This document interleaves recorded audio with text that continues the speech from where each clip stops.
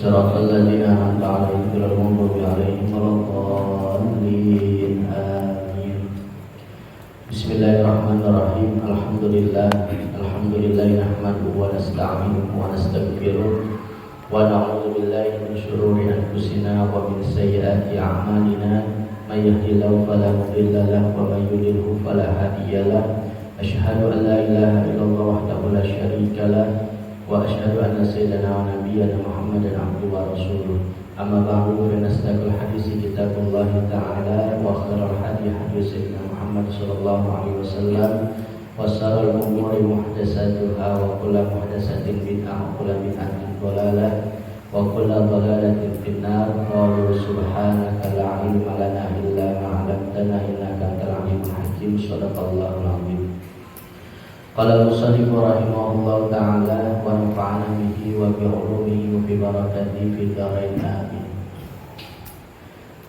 Kita usia bab menjelaskan mengenai ibadah puasa. Sebentar lagi kita akan memasuki bulan puasa. Sebelum kita melanjutkan mengenai tentang bab jenazah, sedikit kita menyinggung tentang ibadah puasa. Sebagai apa? Sebagai ansyutoh, memberikan semangat dalam diri kita untuk melakukan ibadah puasa. Puasa secara bahasa artinya menahan. Jadi kalau kita tidak melakukan segala sesuatu, itu namanya dianggap puasa, menahan apapun.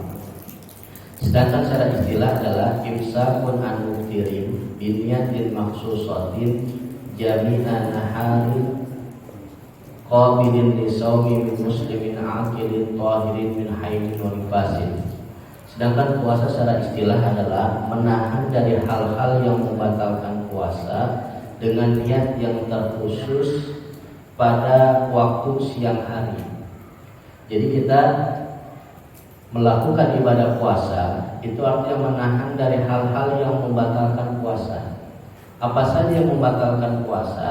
Makan, minum, hubungan biologis kepada istri, ya, itu hal-hal yang membatalkan puasa. Nanti kita lihat beberapa yang membatalkan puasa. Jadi kalau ada orang yang melakukan ibadah puasa hanya sampai zuhur, kira-kira sah nggak tuh puasanya? Sah kira-kira puasanya? Anak-anak biasanya ya suruh puasa, puasa bocah. Jadi yang namanya puasa itu adalah al-imsak an-muftirin. Kita menahan dari hal-hal yang membatalkan puasa. Kapan waktunya? Min tulu'il fajri ila ghurubi syams. Dari terbitnya matahari sampai terbenamnya matahari. Jadi ketika waktu subuh datang, ya kalau kita namanya ada imsak, ya, menahan dulu. Walaupun ketika waktu imsak datang, kita masih boleh makan dan minum. Kapan kita tidak diperbolehkan makan minum? Ketika sudah berkumandang yang namanya adzan. Ya. Kalau kita coba analogikan, di jalan raya itu ada lampu merah, lampu kuning, dan lampu hijau. Lampu hijau kita masih boleh makan tuh Pak, boleh untuk minum dan sebagainya. Lampu kuning kita hati-hati, boleh kita melakukannya tapi hati-hati.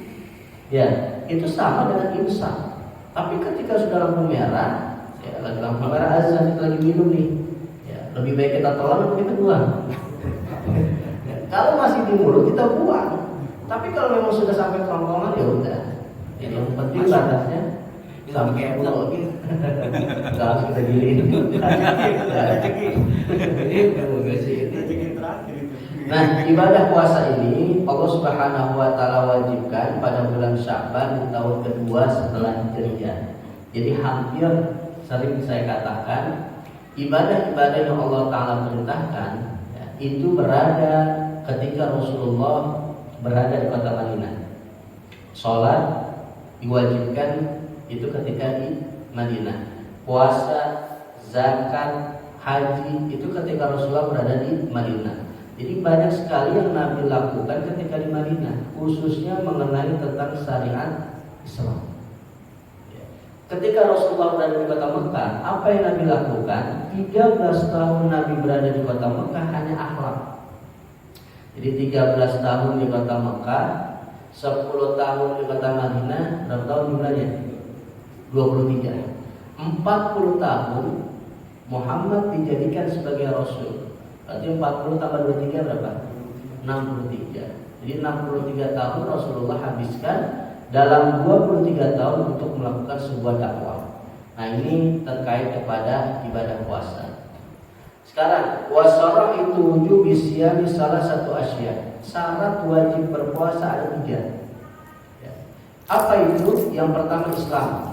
Jadi kalau kita beragama Islam, orang tua kita sudah beragama Islam dan kita didik dalam ajaran Islam, maka wajib berpuasa. Jadi kalau besok kita orang Islam, ya merokok tengah jalan, makan, minum, gitu. Ini ada kewajiban dia untuk berpuasa. Ya, bisa kita katakan kalau orang yang nggak berpuasa, itulah orang-orang yang non Muslim, karena orang kafir nggak wajib untuk puasa. Yang kedua siapa? Al-bulugh, orang yang berakal. Ya. Siapa orang yang sudah balik? Orang-orang yang sudah usia 15 tahun. Nah, kira-kira kita usia berapa nih Pak? Ya, lebih apa kurang dari 15 tahun? Kurang. Nah, berarti ada kewajiban buat kita. Pertama, agama kita sudah Islam. Yang kedua, usia kita sudah balik. Yang ketiga apa? Al-aql, kita sudah berakal. Makanya orang gila itu gak wajib untuk puasa. Kenapa? Akalnya gak ada. Orang yang sedang di rumah sakit lalu dalam kondisi tidak menyadarkan diri, akalnya bekerja gak? Akalnya berfungsi gak? Maka gak wajib untuk puasa. Selama akal kita berfungsi, kenal sama yang nyerahan, kenal sama yang makanan, kenal sama yang namanya perempuan, akal kita masih berfungsi tuh. Bisa membedakan mana yang hak, mana yang batil, mana yang baik, mana yang buruk. Berarti ada kewajiban kita untuk puasa.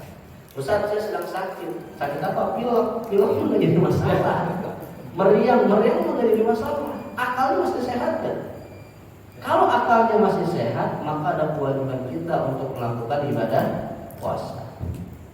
Selanjutnya, wal qudratu ala shaum, mampu untuk melakukan ibadah puasa. Ya, mampu di sini makanya kalau ada orang tua yang sudah tua renta, usianya 70 tahun, 75 tahun, dia ini gak mampu untuk berpuasa. Ya. Ketika dia tidak mampu untuk berpuasa, maka dia gak wajib melakukan puasa. Makanya Allah katakan wa 'alal ladzina yutiqunahu fidyatun ta'amu miskin. Orang-orang yang sanggup berpuasa, tetapi ketika berpuasa ma'al masyaqqah, dia merasa berat dirinya, maka dia tidak usah puasa, maka sebagai gantinya adalah bayar fidyah. Tetapi walaupun demikian, dia coba dulu, jangan yang laki-laki nih usia 70 tahun ya berlaga lemes Pak. Tapi yang nama perempuan aja masih goyang. Kawin, mau kawin lagi nggak mau, dia disuruh puasa aja. Kuat. Dia disuruh puasa dulu nih, suruh puasa dulu. Kalau kira-kira jam 1 jam 2 udah payah banget, ya, napasnya udah ngap-ngapan, perutnya udah merasa lapar, udah buka dan kopi buka. Ya. Kenapa? Berarti dia nggak sanggup untuk melakukan puasa. Besok begitu lagi Pak, sampai dia benar-benar sanggup. Kalaupun nggak sanggup juga udah, dia harus bayar fidyah. Ya, bayar fidyah itu kurang lebih 1 mud per hari. Kalau kita makan berapa kira-kira Pak? Sehari? Nah, 20.000, 25. Taruhlah sekarang kita makan di dalam sehari itu 3 kali ya, pagi, siang, dan sore. Kira-kira sampai 35.000 kan? Ya. Kalaupun mau aman, ya kurang lebih 50.000. Sisanya kita buat sedekah. Jadi kalau ada kita punya aki-aki di rumah, punya nenek-nenek di rumah, usianya udah renta Pak, tapi masya Allah berikan kesehatan, ya, tapi masya Allah berikan panjang umur, maka ketika melakukan puasa dia nggak kuat, udah bayar fidyah. Ustaz, siapa lagi? Saya kerjaan saya tiap hari, mohon maaf, pekerja keras. Saya kalau nggak pekerja keras ini di rumah, ya nggak ada lagi yang mencari nafkah kecuali saya. Maka orang seperti itu pun kata ulama mengatakan dia boleh tidak berpuasa. Tapi kalau misalnya mohon maaf ya, kayak hanya kerja di kantoran, kerjanya tidak terlalu berat, misalnya kerjanya ojek online, gitu kan? Ya, walaupun panas, ya, sedang cuaca sangat panas, kan dia bisa ngaso dulu, dia bisa apa dulu? Istirahat dulu.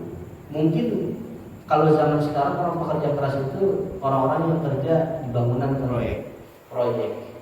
Nah itu mungkin ada ulama yang membolehkan ketika datang bulan puasa dia nggak puasa. Nanti setelah selesai proyeknya dia harus bayar. Itu juga kalau ingat. Karena orang proyek baru ingat melakukan ibadah dan dapat duit aja udah selesai. Gitu. Nah itu kewajiban kita Pak. Kewajiban kita. Jadi ada 3 syarat. Ada mengatakan 4 di sini. Islam, balik, berakal, dan mampu melakukan puasa. Jadi kalau kita 4 ini ada dalam diri kita, maka wajib untuk berpuasa. Selanjutnya, penting nih. Wa fara'idus shaum arba'atu asya'a. Fardu puasa itu ada 4. Pertama niat. Besok masuk tanggal 1 Ramadan, ya, kita niat bersama Pak. Niat dalam mazhab Imam Malik boleh niat itu gabungan. Kita niat untuk 1 bulan penuh dan niatnya harus pada malam pertama. Kalau malam kedua, malam ketiga, kata bocah nggak haji itu, nggak haji. Iya, nggak sah. Niatnya harus malam pertama. Saya niat berpuasa di bulan Ramadan 1 bulan penuh. Imam Malik mengatakan boleh buat orang muslim dia niat dalam 1 malam untuk 1 bulan penuh, asalkan dia melakukan ibadahnya, melakukan niatnya pada malam pertama. Sedangkan Imam Syafi'i enggak demikian Pak. Imam Syafi'i sama dengan hal-hal ibadah yang lain. Yang namanya ibadah puasa harus niatnya per malam. Malam ini kita niat nawaitu shaum wajib, besok juga sama. Jadi setiap malam kita niat. Nah, kenapa tadi diperbolehkan Imam Malik? Ini sebagai alternatif. Jadi kalau kita kelupaan, misalnya badan kita sedang capek, sakit lah. Kalau capek kita paksain Pak ke musola, ke masjid untuk sholat tarawih. Kalau kondisi kita sedang sakit, nggak sempat untuk mana? Ke musola, kalau kita lupa untuk niat, itu insya Allah sudah tercover di malam pertama. Dengan catatan kita niatnya di malam pertama. Yang ingin saya katakan, besok bulan suci Ramadan itu luar biasa. Banyak para ustadz, para mubalik menyampaikan 10 hari Ramadan namanya rahmat, pertengahannya maghfirah, akhirnya ikut minanar. Itu hadisnya bermasalah Pak. Bermasalah. Kenapa? Karena maghfirah Allah, ampunan Allah itu bukan hanya berada di pertengahan Ramadan. Maghfirah Allah dan ampunannya itu berada setiap hari dan setiap malam. Ini hadisnya sering kita baca nih. Pertama, man shoma Ramadana imanan wa ihtisaban ghufira lahu ma taqaddama min dzanbi. Orang yang berpuasa di bulan Ramadan, kapan kita puasanya? Malam atau siang? Siang. Ya, kita puasa di waktu siang, di waktu pagi. Orang yang berpuasa Ramadan, maka dosanya akan diampuni oleh Allah. Jadi kita puasa itu otomatis, ya, dosa yang kita lakukan diampuni oleh Allah. Yang kedua sama, hampir sama lafaznya. Man qoma Ramadana imanan wa ihtisaban ghufira lahu ma taqaddama min dzanbi. Orang yang qiyam Ramadan, apa yang dinamakan qiyam Ramadan? Salat sunnah tarawih. Orang yang salat sunnah tarawih karena iman dan mengharapkan pahala dari Allah, maka dosanya diampuni.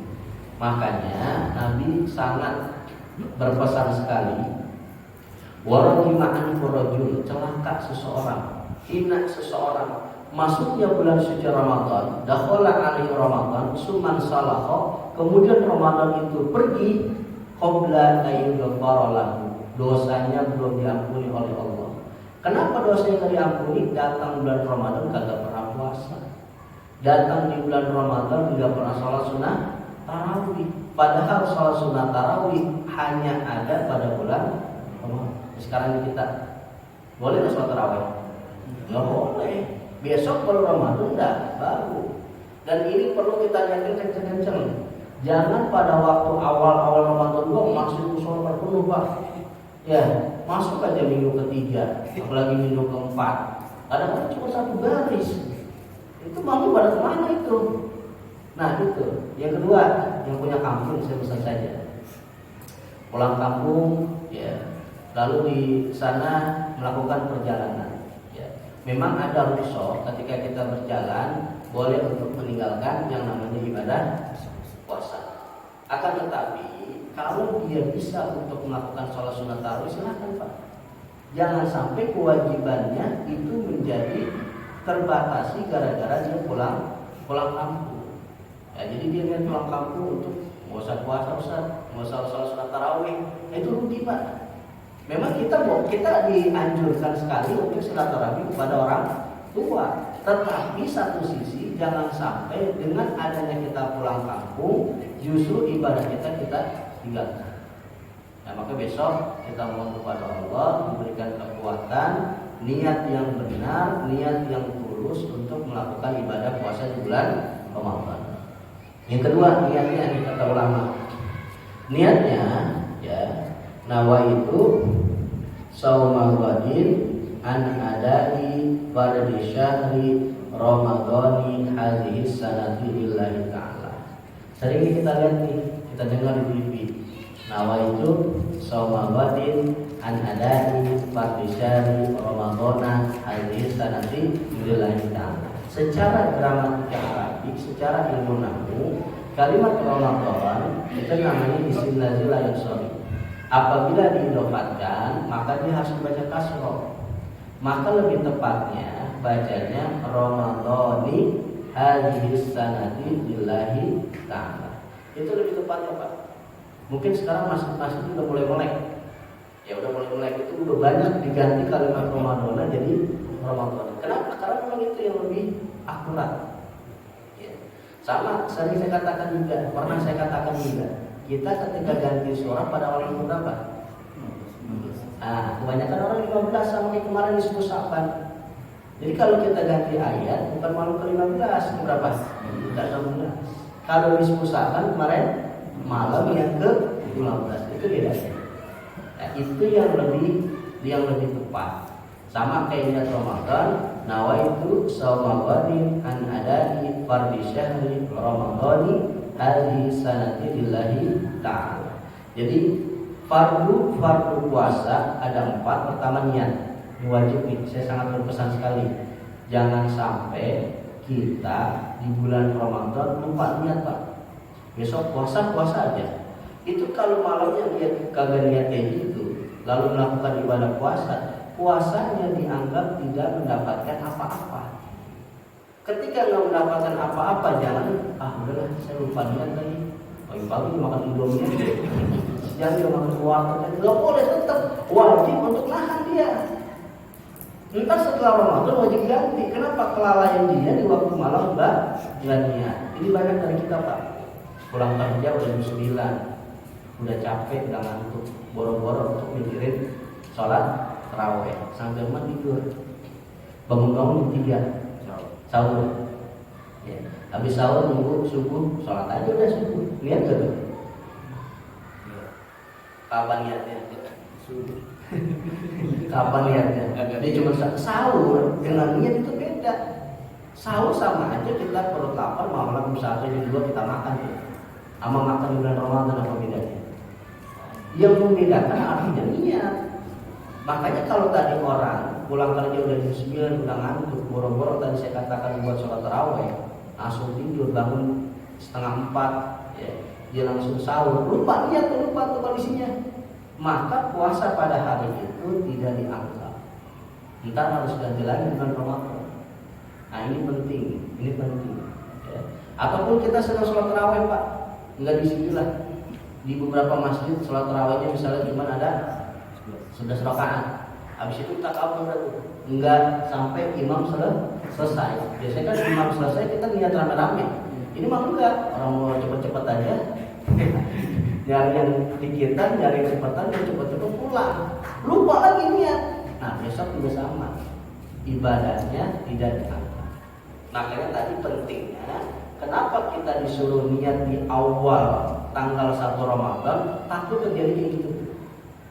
Kalau udah kita niat di tanggal 1 Ramadan, insya Allah tercover pahala kita. Puasa yang lupa niat insya Allah sah. Akan tetapi lebih baiknya di malam pertama kita niat untuk 1 bulan penuh, dan setiap malam kita niat sebagaimana Imam Syafi'i katakan demikian. Yang kedua, menahan dari makan dan minum. Jadi yang namanya puasa kita wajib untuk nahan makan dan minum, apalagi al-jima, nahan untuk melakukan hubungan biologis. Biasanya pengantin baru nih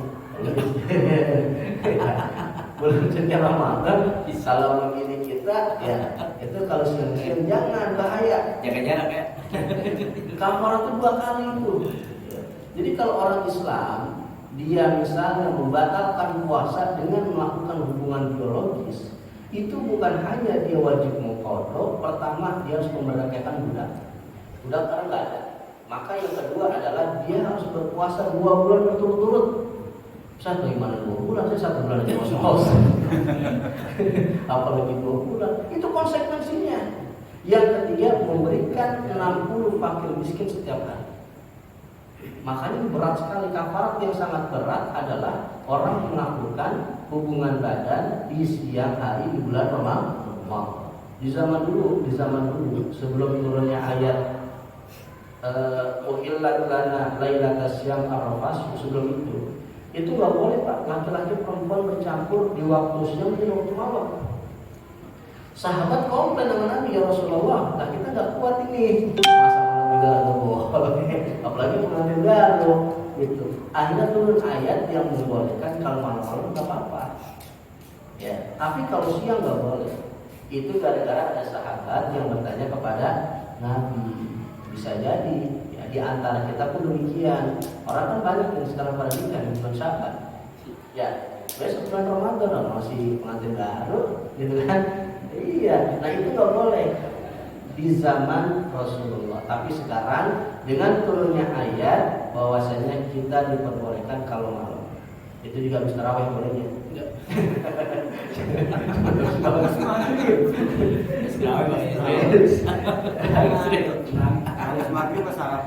Dan yang terakhir wa ta'ammudul qaid dan sengaja untuk muntah. Ya. Maaf maksud sengaja muntah kita kalau misalnya sikat gigi atau bersiwak, ya, jangan sampai terlalu ke dalam. Bisa jadi mengakibatkan ya, perut kita mual atau sekarang asam lambungnya naik ke atas, ada yang muntah, atau tangan kita gini-giniin. Disengaja untuk dimuntahin, maka itu pun nggak boleh. Nah, jadi itu pertama menahan, pertama niat kewajiban kita, kedua nahan makan, minum dan jima, dan yang ketiga kita sengaja untuk muntah, kita tahan. Jangan ketika muntah ya tadi ya, ada beberapa anggota sengaja untuk kita muntahin. Nah, itu kewajiban kita ketika melakukan ibadah puasa. Baik Pak, ada pertanyaan? Silakan Pak. Tadi dalam perjalanan itu kayak saya nih Pak Ustaz, kalau pulang kampung 2 malam baru nyampe. 2 malam. Tarawihnya gimana tuh Pak Ustaz? Iya. Bagaimana salat tarawihnya? Ya. Jadi yang pertama kalau untuk puasa boleh untuk qusur. Sebagaimana puasa diperbolehkan untuk tidak melakukannya, apalagi yang sunnah. Karena yang namanya salat tarawih itu adalah wajib. Salat tarawih itu hukumnya sunnah. Nah, dengan catatan kita pun dalam melakukan perjalanan pulang kampung itu niat, bukan hanya karena ada Pak. Ya dalam fikih itu ada orang melakukan perjalanan tujuannya buat apa? Buat berbuka. Yang tadi 2 jam, ya 2 jam perjalanan menggunakan darat bisa ditempuh melalui pesawat hanya dalam waktu kurang dari 2 hari. Tadi itu 2 hari. Ya misalnya dalam perjalanan pesawat itu bisa sampai 2 jam saja. 1 jam atau 2 jam. Itu boleh setelah buka dia. Boleh dia buka. Boleh dia juga tidak melakukan yang namanya salat sunnah tarawih. Nah, kalau dia memungkinkan untuk dia tetap berpuasa, silakan saja. Kalau kuat, kalau memang tidak kuat, itu urusan dari Allah dan nanti wajib dia untuk mengqadha. Ada lagi Pak? Ya silakan. Kalau yang untuk ibu menyusui, itu kan dengar kita bahas juga yang dikhawatirkan boleh kita nggak berpuasa, cuma yang dikhawatirkan si ibunya, yang bukan dikhawatirkan anaknya itu. Orang hamil dan menyusui itu diperbolehkan tidak melakukan puasa dengan catatan yang pertama, dia takutnya kepada siapa? Kalau takutnya kepada dirinya, menurut saya kalau misalnya kalau lagi menyusui ya, anak saya kalau misalnya saya puasa, ya anak saya kan gak makan. Takutnya sama anak bukan sama dirinya. Maka nanti setelah Ramadan dia wajib qada, wajib bayar fidyah. Yang dia khawatirkan ada dirinya. Waduh, saya ini kalau misalnya menyusui juga, puasa juga, terus saya lemes banget ini, nggak ada tenaga. Anaknya mulai pikirin, jadi pikirin dirinya. Maka nanti setelah Ramadan hanya wajib untuk qada. Qada doang, fidyahnya enggak. Fidyahnya enggak. Makanya kita kalau perempuan khusus bini kita kalau dihamil, ya kalau menyusui, ya kalau bini kita sehat-sehat aja masuk puasa. Paling kalau diet baru berpuasa. Kalau bini kita sedang hamil, sedang menyusui, bilangin, ya boleh kita meninggalkan puasa, tapi jangan takut kepada bayi. Takut kepada diri kita kenapa-napa. Kalau puasa lemes kah, nggak ada energi kah, kurang semangat kah, maka boleh untuk tidak berpuasa dengan kekhawatiran terhadap dirinya. Jangan kita berkhawatir kepada bayi yang ada di rahim ataupun bayi yang tidak mendapatkan ASI secara normal. Kalau kita takut kepada bayi, maka tadi qada juga, ngapain juga? Fidyah juga. Aki-aki, nenek-nenek tadi yang nggak mampu untuk berpuasa, kalau dia nggak wajib untuk qada, dia hanya wajib bayar fidyah. Itu bedanya. Orang sakit nggak puasa, dia hanya wajib qada saja. Perempuan sedang haid nggak puasa, hanya wajib qada saja. Tadi yang berbeda hanya orang yang hamil, orang yang menyusui, dan kaki-kaki dan nenek-nenek yang nggak mampu berpuasa. Itu beda-beda hukumnya. Ya, makanya kita sangat meminta kepada Allah agar kondisi kita sehat walafiat. Nabi mengatakan sumu tasihu, berpuasalah kalian pasti akan sehat. Nggak ada sejarahnya orang puasa mati. Itu nggak ada. Kalaupun ada, bukan karena faktor puasa, karena apa? Sakit. Karena ada sakit bawaan. Ya.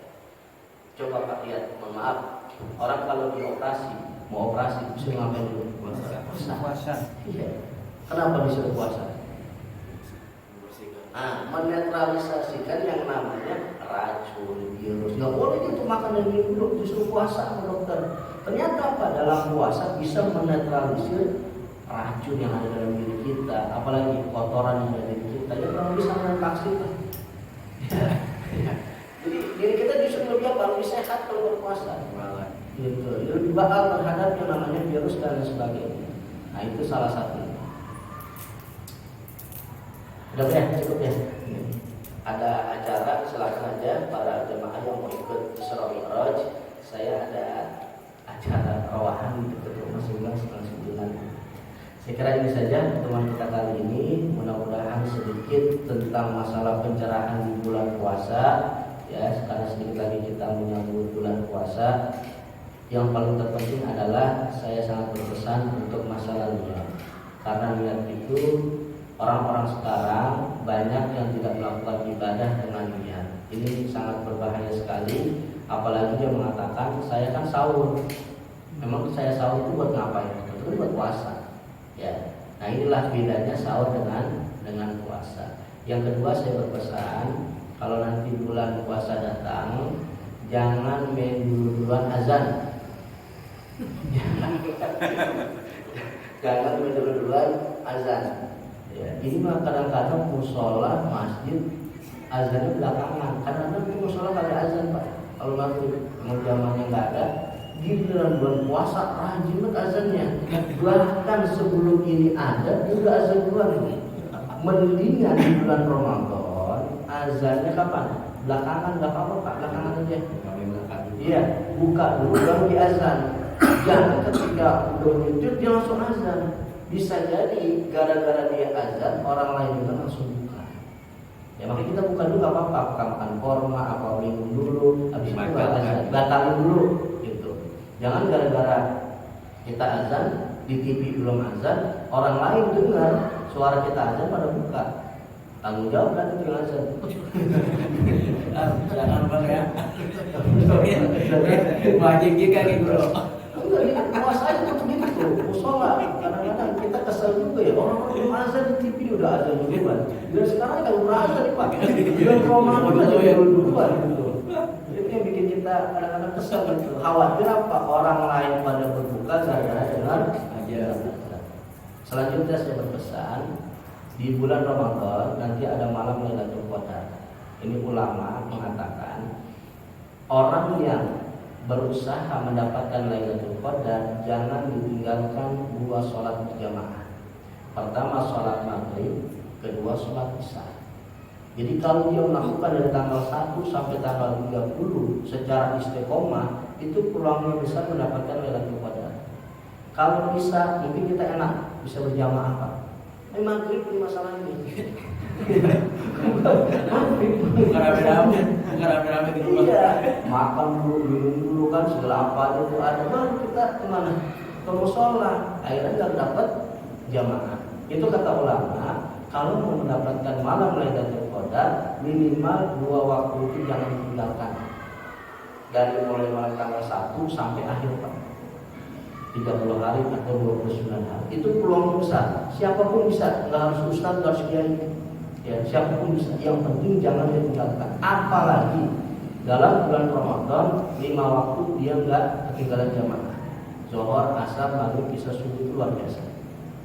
Selebihnya ya sama lah sholat tarawih, tadarus. Jadi kalau nanti ada orang selesai bulan Ramadan ngaku dapat Lailatul Qadar, padahal kagak pernah ke mushola, bukan Lailatul Qadar yang didapat, ya kayak Lailatul Qadar.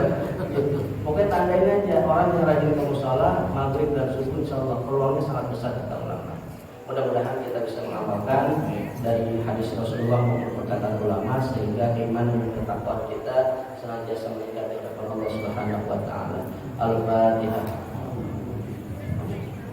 Alhamdulillahirabbil alamin arrahmanir rahim maliki yaumiddin iyyaka na'budu wa iyyaka nasta'in ihdinas siratal mustaqim siratal ladzina an'amta 'alaihim ghairil maghdubi 'alaihim waladdallin. Bismillahirrahmanirrahim. Alhamdulillahirabbil alamin Allahumma shalli wa sallim ala sayyidina Muhammad wa ala sayyidina Muhammad.